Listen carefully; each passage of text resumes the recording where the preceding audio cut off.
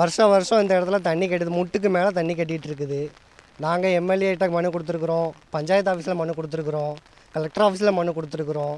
Kanimozhi MP வர்றாங்க, மெயின்லேயே பார்த்துட்டு போயிடுறாங்க, உள்ளெல்லாம் வரது கிடையாது. இங்கே தண்ணி கட்டி கிடக்குமாங்கிறதே அவங்களுக்கு தெரியுமாங்கிறது தெரியல எங்களுக்கு. முன்னே எம்எல்ஏ வந்து 2-3 நாள் முன்னாடி வந்து பார்த்துட்டு போனார்.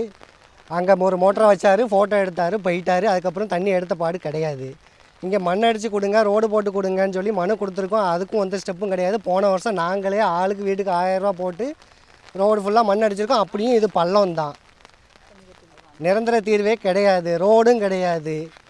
இங்கே இந்த தெரு விளக்குக்கு நான் மேப் போட்டு மனு கொடுத்துருக்குறேன். ஒரு தெருவுக்கு எத்தனை போஸ்ட் இருக்குது, எத்தனை லைன் இருக்குது, எல்லாத்துக்குமே மனு கொடுத்துருக்குறேன். கிடையாது, எதுவுமே கிடையாது. மனு கொடுத்தவங்கிட்ட போய் கேட்டோம்னா இந்த பண்ணுறோன்னு கிட்டத்தட்ட ஒரு 2 வருஷமாக சொல்லிகிட்டே இருக்கிறாங்க, பண்ணவே இல்லை. இப்படி தான் இருந்துகிட்ருக்கு எங்களோட நிலமை. இப்போ பாருங்கள், முட்டை அளவுக்கு தண்ணி கிடக்கு, பின்னாடி போஸ்ட்டு, அங்கே கரண்ட்டு தண்ணிக்குள்ளே கிடக்குது. கரண்ட்டு கம்பிக்கு அறுந்து விழுந்தால் இங்கே இருக்கிறவங்களுக்குலாம் ஆபத்து தான். அதையும் நாங்கள் சொல்லிட்டோம், அதையும் அவங்க கேட்குற மாதிரி இல்லை.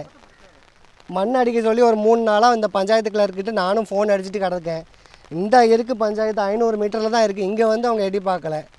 என்ன செய்ய சொல்கிறீங்க? இப்படி தான் இருக்கும். வீட்டிலேருந்து எல்லாம் வேலைக்கு போகணுன்னா இந்த இதில் தான் போகணும். மெயின்லேயே பார்த்துட்டு போயிடுறாங்க. இந்த பிள்ளைங்க இருந்தால் பாருங்கள், சின்ன சின்ன பிள்ளைங்க இருக்கிறாங்க. தண்ணிக்குள்ளே அவங்களுக்கு இடுப்புக்கு மேலே தண்ணி கிடக்கு, ஸ்கூலுக்கு போக முடியல அவங்களால.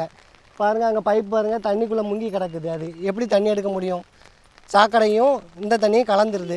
குடி தண்ணியும் கிடையாது. 10 ரூபா கொடுத்து எடுக்கிற குடி தண்ணியும் உள்ளே வர முடியாமல் அவங்களும் இருக்கிறாங்க. இங்கேருந்து ஒரு 2 தெரு தள்ளி போய் தண்ணிக்குள்ளே நடந்து போய் அந்த தண்ணியை எடுத்துகிட்டு வர வேண்டியது இருக்குது எங்களுக்கு.